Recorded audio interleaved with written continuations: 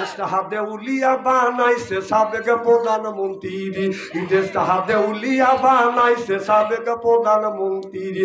সোনার দেশটা শ্মশান করলো লুইটা পুইটা খাইয়া রে প্রধানমন্ত্রী। কোথায় রইলেন কামরুল ইসলাম, কোথায় কাদের কাকা, কই গেল সে ওই মহিলার স্যাটাং স্যাটাং কথা। কোথায় রইলেন কামরুল ইসলাম, কোথায় কাদের কাকা, কই গেল সে ওই মহিলার স্যাটাং স্যাটাং কথা। দলের মানুষকে ভাসাইয়া, দলের মানুষ ভাসাইয়া দিল্লি করলে বাসা রে প্রধানমন্ত্রী। 41 সাল পর্যন্ত ক্ষমতায় থাকিবে নমরুদের মতো দেশটা শাসন করিলে। মানে ওর বাবার দেশ। না না 41 সাল উনি রোড নাম দিয়েছিল। 41 সাল। দেশটাকে তোর বাবার একাই নাকি, না আমাদেরও বাপদাদার অধিকার আছে? ওরা এই 16 বছরের মধ্যে দেখছে যে ইলেকশন মানে ভোট মানে কাজে ছেড়ে দেওয়া। কথা বল, মানে সুস্থ একটা স্বাধীন একটা ভোট আছে, ভোট যে একটা ইমানের অঙ্গ, ভালো সুস্থ একটা যে ভোট আছে ওরা জানেই না। ওরা জানে 16 বছর কাজে ছেড়ে দিচ্ছে। কথা বুঝতেছেন না? 16 বছর যদি একটা মানুষ, এই 5 বছরের ছেলে যদি 20 বছর বয়স হয়, ও যদি এইটাই দেখে যে জন্মের পরে থেকে দেখতেছি ইলেকশন মানে কাইটে ছেড়ে দেওয়া। না কথা কিন্তু অবাস্তব বলতেছি। আমাদের এলাকায় এক বুড়া বলতেছে জীবনের শেষ একটা ভোট দিয়েছে, গেছে, যাওয়ার পরে বলতেছে ও চাচা কিসের লেগে গেছে? ভোট দিতে। কও চাচা তোমার ভোট হয়ে গেছে। কও কিভাবে? জীবনের শেষ ভোট দেওয়ার জন্য আসছি। খালি তোমার ভোট হয় নাই, চাচিমাকে বলে দিন চাচি আমারও ভোট হয়ে গেছে। কও কিভাবে? তোমার চাচি 6 মাস আগে মারা গেছে, ভোট দিয়ে চলে গেল, আমার সাথে দেখা করল না। এই কয়া বুড়ো শিক্ষু এখন গড়াগড়ি করে কান্দে, মানুষ জড়ো হয়ে গেছে। কারণ পুলিশ এসে বাসি ভু করতেছে। চাচা কি হয়েছে? না বাবা তুমি বিচার করতে পারবে না। আমরা আইনের লোক, আমরা ন্যায় বিচার করি। বলেন কি হয়েছে? আপনাকে ওনাকে আইনের আওতা নিয়ে যাবো। আর বাবা তোমাকে কি দরকার? 6 মাস আগে তুমি বিচার করো। 6 মাস আগে তোমার চাচি মারা গেছে, আর সেখানে ভোট দিয়ে গেছে, আমার সাথে দেখা করলো না কে? পুলিশ মুখে রোমাল মুড়ি দিয়ে চলে যায়। সেই ভোট দিয়ে আবার বিপুল ভোটে ভোট পাইছে, বিপুল ভোটে ভোট পাইছে, দেশ থেকে পালাই লোকে। কথা বল। শোনেন, হাদিস শরীফের মধ্যে পড়েছি 3 পয়সা পরিমাণ যদি কোনো ব্যক্তির ঋণ থাকে, কিয়ামতের ময়দানে 700 বছরের নামাজের সওয়াব দিতে হবে ওই লোকটাকে। আমাদের যে দরবেশ বাবা কোটি কোটি টাকা যে আমাদের আত্মসাৎ করিয়া দাড়ি কাটিয়ে যে বলান্নি ছিল, ওই ঋণের টাকাও কিভাবে দিবে? ও কত নামাজ পড়ছে কোন? বাংলাদেশে জামাত ইসলাম বিএনপি বেশিরভাগ জামাত ইসলামের আলেম ওলামাদের উপরে যেরকম তীক্ষ্ণ অভিযান করেছিল, একটা আলেম ওলামা দাড়ি কেটে বলেছে কথা কয় না। না যারা কথা বললো না তাহলে বোঝা গেল ওই দলের দোসর এখনো আছে। একটা লোক দাড়ি কেটে বলে নাই, খালি ওনারা দাড়ি রেখে বলছে খেলা হবে, খেলা হবে না, খেলা হবে। 16টা বছর ডাকছে, একটা পাবলিকও যায় নাই। পাবলিক যে খেলা করার জন্য রেডি হয়েছে, তুমি দেশ থেকে পলাইছ, পেলোয়ারি মাঠে রেই হো, খেলবো কোনে? হ্যাঁ বলেছে দাড়ি কেটে বলেছে, তাহলে বোঝা যাচ্ছে তোমাদের এই দাড়িটা মানুষকে দেখানোর জন্য দাড়ি। এই দাড়ি প্রকৃতপক্ষে আল্লাহ রসুলকে খুশি করবার জন্য দাড়ি রাখো নাই। ওই দলের যতগুলি দাঁড়িয়ে আছে বোঝা গেল ও যখন দাড়ি কাটছে তোরা অনেক লোক আবার সে আবার দাড়ি রেখে জামাত শিবির সাজছি, জামাত ইসলাম সেটা দাড়ি রেখে ডাকা যা ব্যায়াম চালাইতেছি। কথা বল। আবার লেবাস ধরছে, সিটের আবার শুরু করে দিছে। আমাদের দলে কি নামাজি নাই? হ্যাঁ তোমাদের দলে নামাজি আছে, আমি অবিশ্বাস করি। ইহুদিরা কি নামাজ পড়ে না? কথা বল। আরে ইহুদিরা নামাজ পড়ে, ইহুদিদের দাড়ি রেখেছে, তোমাদের দাড়ি আর ইহুদিদের দাড়ির মধ্যে কোনো কম বেশি নাই। কথা বল না কেন?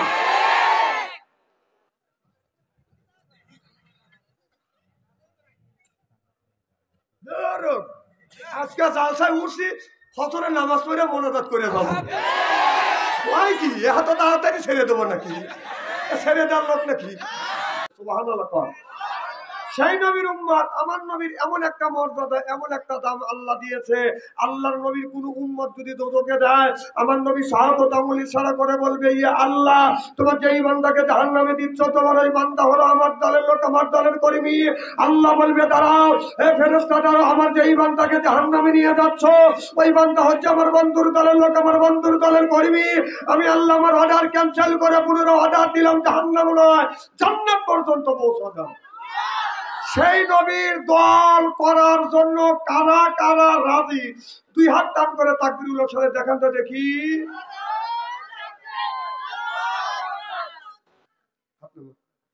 এই মুহূর্তে হয়ে গেলাম আমরা নবীর দলের লোক, নবীর দলের কর্মী। দুনিয়ায় যতগুলি নেতা আছে প্রত্যেকটা নেতার কর্মী, নেতাকে জানাই ওয়েলকাম, স্বাগতম, শুভেচ্ছা। আমরা বাংলার জমিন থেকে গোপালপুর গ্রামে বসে নবীর প্রতি জানাতে চাই লক্ষ কোটি দরুদ ও সালাম। সকলেই পড়ুন সাল্লাল্লাহু আলাইহি ওয়াসাল্লাম। সর্বপ্রথম জানতে চাই আমার ভাইরা, আপনারা সকলেই ভালো আছেন? আল্লাহ আপনাদের দয়া আমাকে সুস্থভাবে সহিভাবে আপনাদের সামনে উপস্থিত করেছেন। তবে আপনাদের পবিত্র জবান থেকে এ গুনাহগার বাদশা আনসারীর জন্য খাস করে দোয়া করুন। অল্প সময় হলেও যেন কোরআন আর হাদিস থেকে বাস্তব ভিত্তিক দু চারটি কথা আমার মুনিব, আমার রব, আমার সৃষ্টিকর্তা, আমার বিধানদাতা, আমার রিজিকদাতা আমার জবান থেকে যেন বের করে দেয়। সকলে বলুন আমিন। আর একবার বলুন, একটু জোরে বলুন। আমি আপনাদের কাছ থেকে দোয়া চেয়ে আপনাদের সার্বিক আর মঙ্গল কামনা করে আলোচনা শুরু করছি ইনশাআল্লাহ। আল্লাহ রাসূল দুনিয়ার বুকে এসে তিনটে জিনিস ভালোবাসলেন। সর্বপ্রথম ভালোবাসলেন খুশবুকে, আতরকে, 2 নম্বর মাজাতে, 3 নম্বর নামাজ। সুবহানাল্লাহ। আল্লাহর নবীর মন খারাপ, মসজিদের বারান্দায় মন খারাপ করে বসে আছে। আল্লাহ রাসূলের মন খারাপ আল্লাহর সহ্য হচ্ছে না। আল্লাহ বলল, জিবরাইল তাড়াতাড়ি আমার বন্ধুর কাছে যাও। আমার বন্ধুর মন খারাপ। আমার বন্ধুর কিসের অভাব? টাকার অভাব, পয়সার অভাব, নারীর অভাব, গাড়ির অভাব, এমন কোন জিনিসের অভাব পড়েছে, সব অভাব আমি আল্লাহ দূর করে দেবো। সুবহানাল্লাহ। জিবরাইল আলাইহিস সালাম ওহী নিয়ে চলে এসেছে। মোহাম্মদ হাই গিবনা গোপ্তা টানা গোপ্তা, জিবরাইল হাই গিবনা গোপ্তা টানা গোপ্তা রব্বুল জলিল। আল্লাহু আকবার কর। জিবরাইল আলাইহিস সালাম এসে বলে, ইয়া রাসূলুল্লাহ, ইয়া হাবিবাল্লাহ, আপনার মন খারাপ আল্লাহ সহ্য করতে পারছেন না। নবী গো, কি জন্য আপনি মন খারাপ করে বসে আছেন? টাকার অভাব, পয়সার অভাব, নারীর অভাব, গাড়ির অভাব, এমন কোন জিনিসের অভাব পড়েছে গো নবীজি? আল্লাহ সব অভাব দূর করে দিবে। আমার নবী কাঁদতে আর বলে, জিবরাইল রে, টাকা পয়সা, নারী গাড়ি কোনো জিনিসের অভাব না। কবরের মধ্যে আমার উম্মতের কি হবে সেই চিন্তায় আমি নবী অস্থির। যখন আল্লাহু আকবার। জিবরাইল আলাইহিস সালাম আমার নবীকে লইয়া বডি সালমানের কবরের পাশে গেলেন। যাইয়া বাজান ডান পাকা দিয়ে হালকা আঘাত করলেন আর বললেন, কুম্বি ইজনি ইল্লাহ, আল্লাহর হুকুমে আল্লাহর বান্দা জিন্দা হয় যাও। দেখা গেল কবরের মাটি ফাটতে লাগলেন, আপাইতে লাগলেন। কবরের ভিতরে থেকে আল্লাহর একটি বান্দা বাদান বের হয়ে আসলেন। এত সুন্দর চেহারা, মনে হয় তার চেহারা দিয়ে নূর চুমকিছে। আম্মা মান সাকলাত মাওয়াজিনুহু। আল্লাহু আকবার বল। অন্ধকার রাত্রিতে একটি তারকা আকাশে যখন উদিত হয়, এই তারকাটা যখন বাদন ঝিকমিক ঝিকমিক করতেছে, ওই লোকটার চেহারা দিয়ে নূরের আলো বাদন ঝিকমিক ঝিকমিক করতেছে। এই দৃশ্য দেখানোর পর পাখা দ্বারা হালকা আঘাত করলেন। আল্লাহর বান্দা বাদন কবরের মধ্যে চলে গেলেন। কিছু দূর আঘাত যাইয়া জিবরাইল আলাইহিস সালাম আবার কবরের উপরে আঘাত করলেন আর বললেন, কুম বিইজনিল্লাহ, আল্লাহর হুকুমে আল্লাহর বান্দা জিন্দা হয়ে যাও। দেখা গেল কবরের মাটি ফাটতে লাগলেন, লাফাতে লাগলেন। কবরের ভিতর থেকে আল্লাহর একটি বান্দা বাদান বের হয়ে আসলেন।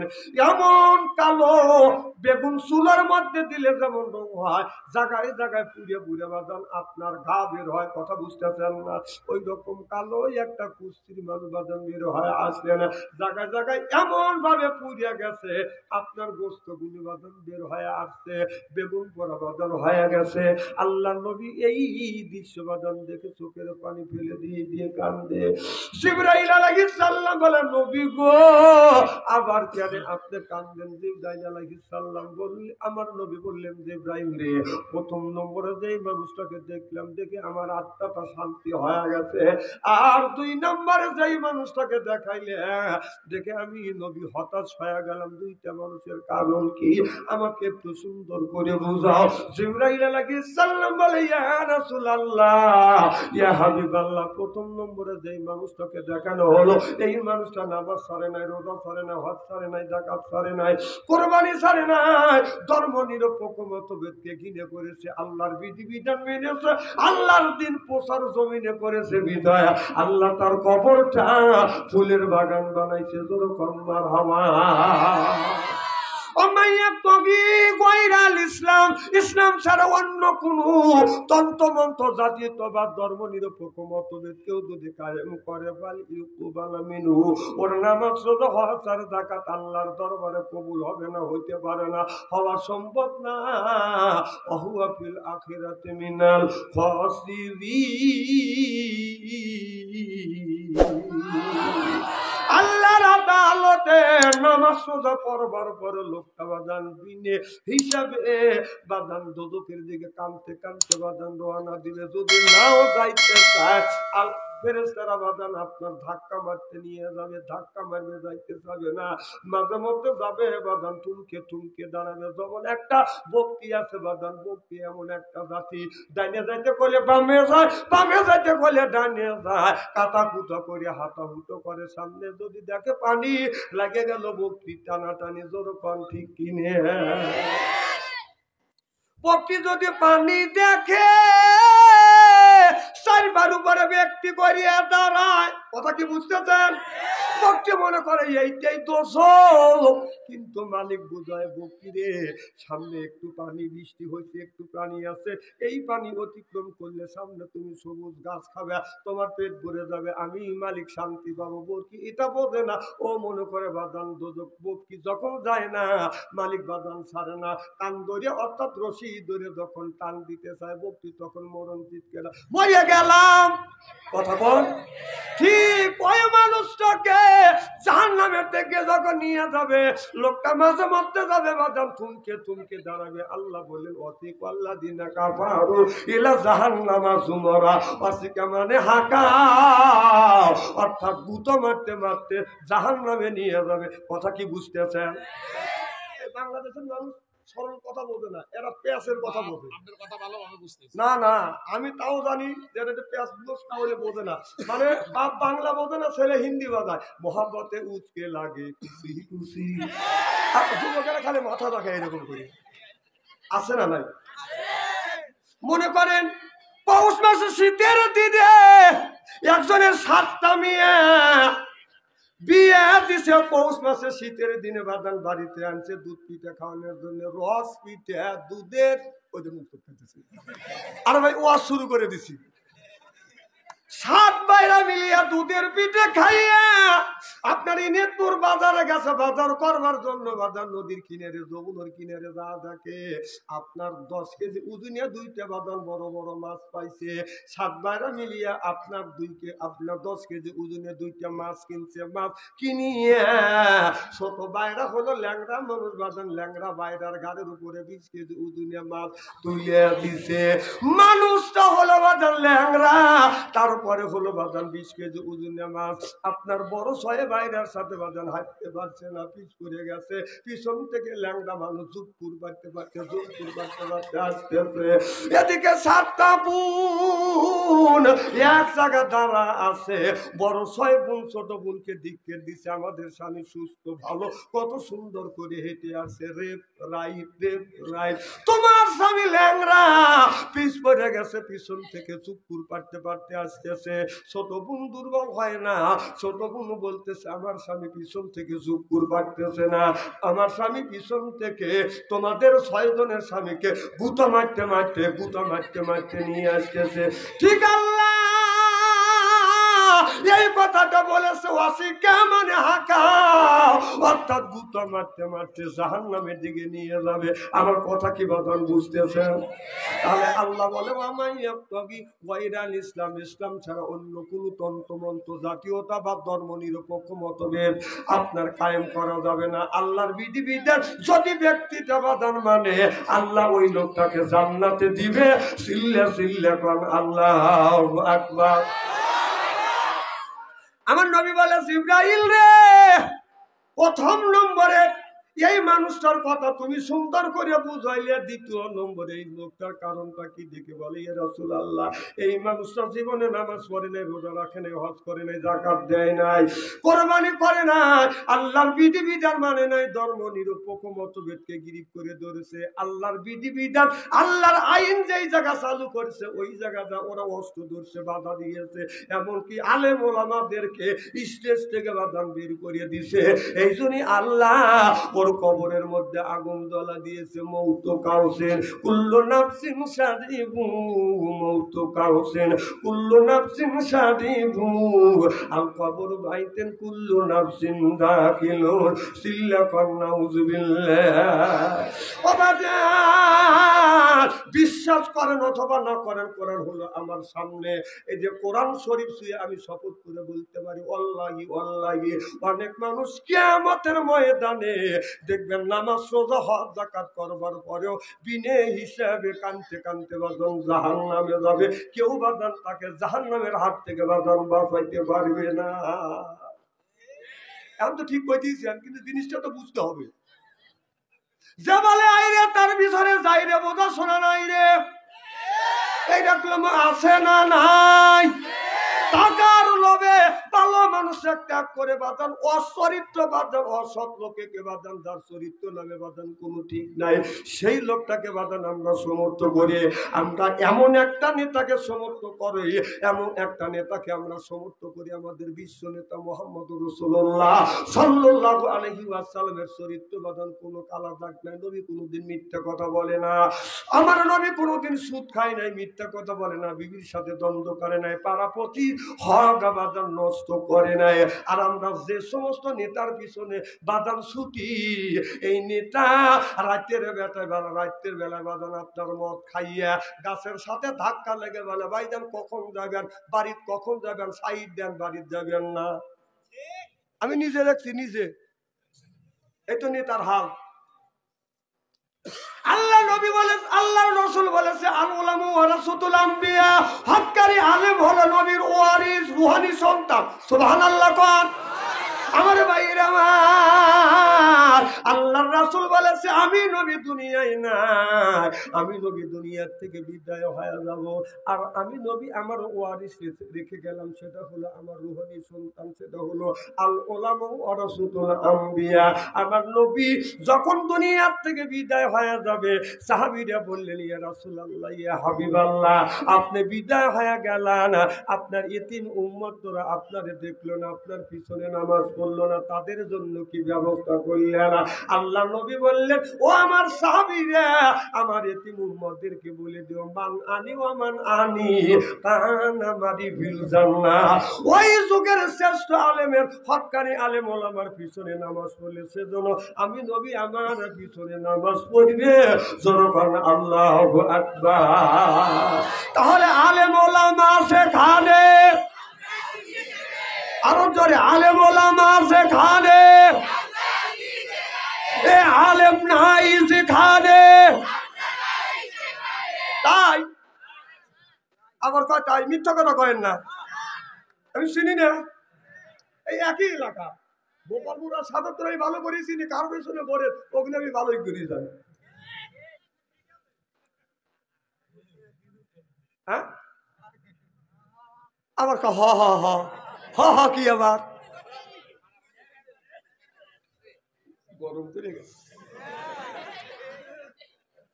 আমার ভাইয়ের আমার।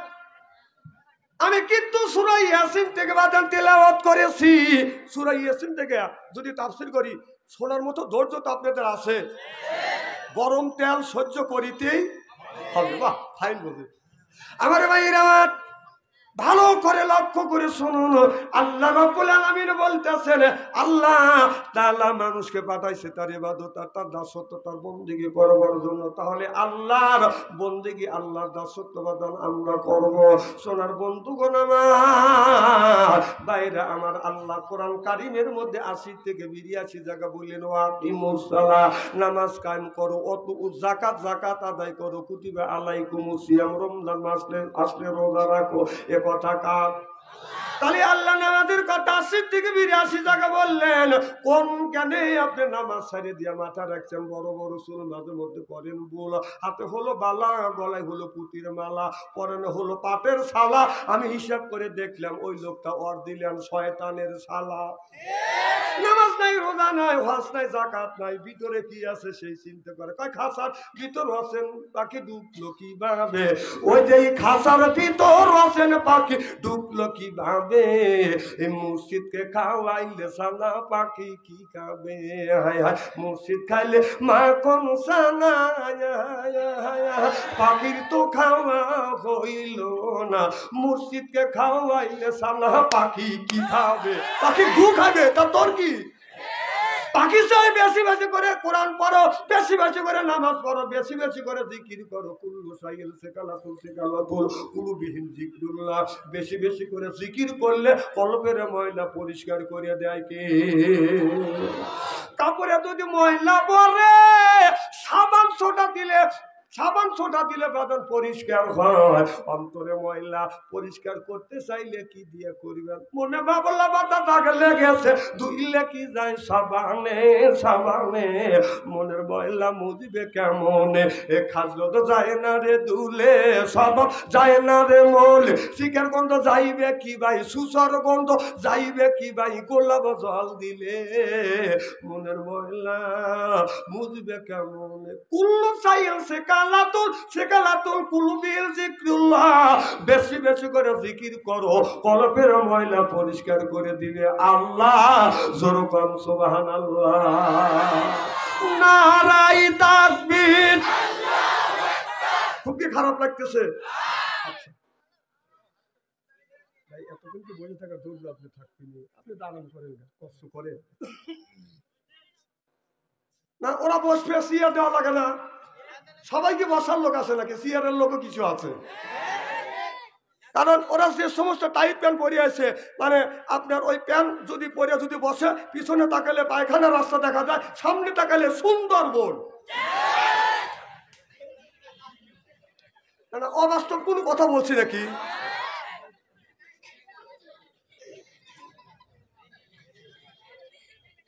বাবা বসো, ওই যে ওখানে 5-7 জন লোক আপাতত আসবে, যাও।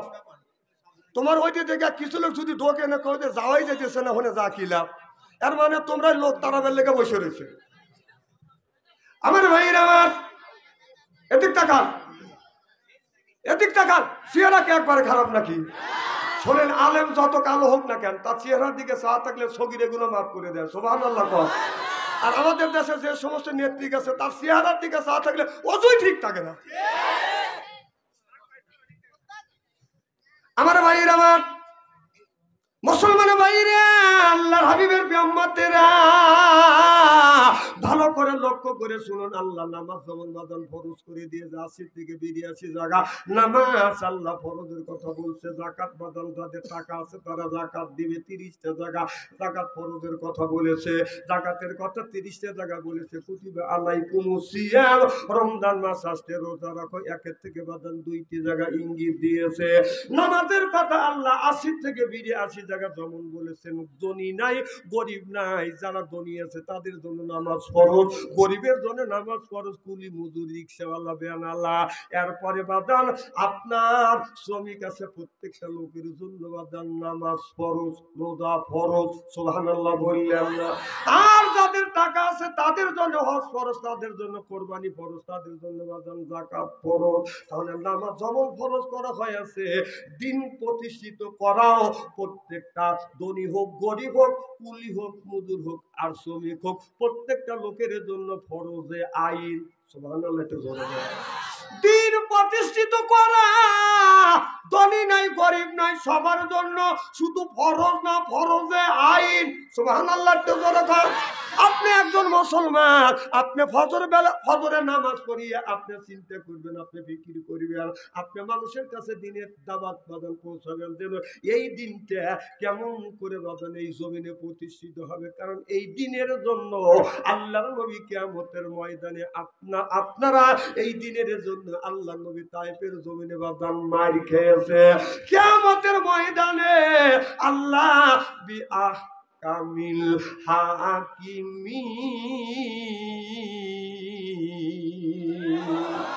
আল্লাহ উত্তম বিচারক, নিজে বিচারক হবে, আমার নবী উকিল হবে। আমার নবী যখন উকিল হবে, আমাদের আমলনামা রাসূলের হাতে যখন ধরা দিবে, আল্লাহ নবী এই দৃশ্য দেখে বলবে, বান্দা আমার উম্মতেরা, তোমার তো ফজরের নামাজও নাই, জোহরও নাই, আসরও নাই, মাগরিবও নাই, ইশাও নাই, 5 ওয়াক্ত নামাজ নাই, কোরআনের আন্দোলন তো তোমার ভিতরে নাই। যেই কোরআন প্রতিষ্ঠিত করতে গিয়ে আমি নবী আমার শরীরটা রক্ত রক্ত হয়ে আছে, তায়েফের জমিনে আমি রাসূল আমার গায়ে অগণিত পাথর মারছি। আমার কথা কি বুঝতেছে? তায়েফের জমিনে আমি নবী দিন প্রতিষ্ঠিতের জন্য আমি নবী তাইফের জমিনে মার খেয়েছি। আমি নবী উহুদের ময়দানে আমি রাসূল সাল্লাল্লাহু আলাইহি সাল্লাম দান মোবারক শহীদ করে দিয়েছি। আমি নবী এই কোরআন প্রতিষ্ঠিত করবার জন্য 3 বছর 3 মাস 13 দিন জেল পর্যন্ত খাইতেছি। এইটা কি তোমার প্রতিদান? এইটা বাদান ধনী হোক গরিব হোক প্রত্যেকটা লোকে বাদান যদি আমলনামা নবীর হাতে যায়, যদি না থাকে আল্লাহর নবী এই আপনার প্রশ্ন করবে কি অপরাধ করেছিলাম আমি, এইটা কি তার প্রতিদান? আমি নবী কোরআনের জন্য 3 মাস আমার ঘরের চুলায় আগুন জ্বলে নাই, এইটা তার প্রতিদান দিলে? হ্যাঁ, যেই লোকটা যে আপনি সাফায়াত করে বেহেশতে নিবে, সেই লোকটার কাছে যখন এই আপনার আমল নামা যাবে, এই খাতা যাবে, আমলের খাতা যাবে, তখন আল্লাহ রসুল তখন বলবে এইটাই কি প্রতিদান? তোমাদের জন্য কি আমি তায়েফের জমিনে এমনি মার খাইছি, উহুদের ময়দানে দান মোবারক শহীদ করে দিয়েছি? তোমাদের জন্য, তোমাদের কল্যাণের জন্য, তোমাদের মুক্তির জন্য 3 মাস 13 দিন আমি জেল খেটেছি, 3 মাস আমি অনাহারে থেকেছি, আমার বাড়ির চুলায় আগুন জ্বলে নাই। তখন কি জবাব দিবেন? অতএব আল্লাহর দিন প্রতিষ্ঠিত করার জন্য প্রত্যেকটা নর নারী, কুলি মসজিদ, শ্রমিক, কৃষক, ভ্যানওয়ালা, রিক্সাওয়ালা প্রত্যেকটা লোকের জন্য শুধু ফরজ না ফরজে আইন। সুবহানাল্লাহ। জোরে বল। এখন বিবেক আপনাদের কাছে দিলাম, কারণ এই জ্ঞানের কথা, বিবেকের কথা আল্লাহ কোরআনের মধ্যে বলছে। আল্লাহ কোরআনের মধ্যে বলেছে আর রহমান আল্লামাল কোরআন খলাকাল ইনসানা আল্লামাহুল বায়ান। বান শব্দের অর্থ পাইছি আমি কয়েকটা। বান শব্দের অর্থ হলো বাদান জ্ঞান, বান শব্দের অর্থ হলো বিবেচনা, বান শব্দের অর্থ হলো চেতনা, বান শব্দের অর্থ হলো বাদান বুদ্ধি, বান শব্দের অর্থ হলো জ্ঞান, বান শব্দের অর্থ হলো বাসান ভাষা। আল্লামাহুল বায়ান। এখন এই জ্ঞান দিয়ে, বায়ান দিয়ে আপনি একটু চিন্তা করে দেখেন, আমরা যেই পথে যাচ্ছি সেই পথটা ভালো পথ না খারাপ পথ বোঝার মতো জ্ঞান কে দিয়েছে? আমার ভাইরা আমার, আল্লাহ বললেন ওয়াজা আল্লাহ লিল মুত্তাকিনা ইমামা। সুবহানাল্লাহ। কোন ওয়াজা আল্লাহ, আয় আল্লাহ লিল মুত্তাকিনা ইমামা, একটা নিকার পরহেজগার ইমাম বানানো। সেই ইমামটা হলো আপনার ওয়ার্ডের ইমাম, সেইটা হলো বাদান আপনার মেম্বার। একটা ইউনিয়নের ইমাম, সেইটা হলো বাদান চেয়ারম্যান। একটা হলো আপনার থানার ইমাম, সেইটা হলো বাদান এমপি। একটা রাষ্ট্রের ইমাম, সেইটা হলো বাদান প্রধানমন্ত্রী। তাহলে আল্লাহ বললেন তোমরা ওয়ার্ডের একটা ইমাম বানো, ইউনিয়নের একটা ইমাম বানো, থানার একটা ইমাম বানো। 16টা বছর সেই ইমাম বানানোর জন্য 16টা বছর সঠিক জায়গা বাজার ভোট দিতে পারিনি। চিল্লাখন ঠিক কিনে সঠিক জায়গা ভোট দিতে পারি নাই, কাইটা সাইটা নিছে। এই যে যেই ছেলের বয়স 25 বছর 20 বছর, জোরে বলুন, ওরাও খুশি, ওরাও বলতেছে যারা তাফসীরুল কোরআন মাহফিলের মধ্যে গেছে ওরাই ঠকছে। ও ফিল্ডিং মারতেছে ওই দিক তাই বলি তোর বাপ দাদা 14 গোষ্ঠী কোনোদিন ফিল্ডিং পারে না, আর ঘুম পারে না, এই ঘুম পার আল্লাহ থেকে ঘুম পারবেন। কারণ কোরআনের একটা হক আছে, মাহফিলের একটা হক আছে, এলাকাবাসীর একটা হক আছে, আলেম ওলামার হক আছে। হক তুমি নষ্ট করেছো, এর জন্য আল্লাহর কাছে জবাবদিহিতা করতে হবে। চিল্লে বলো ঠিক কিনা?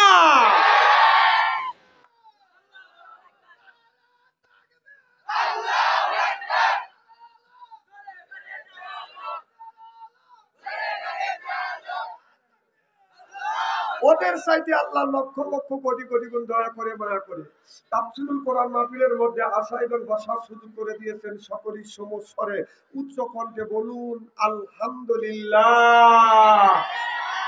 মানবতা মুক্তির দূত আখিরি নবী এমন একজন নবীর উম্মত করে পাঠাইছেন, এই নবীর উম্মতের ব্যাপারে হা বলে হালাল হতো, না বলে হারাম হতো, পা ফেললে আসে আজিমে চলে যেত।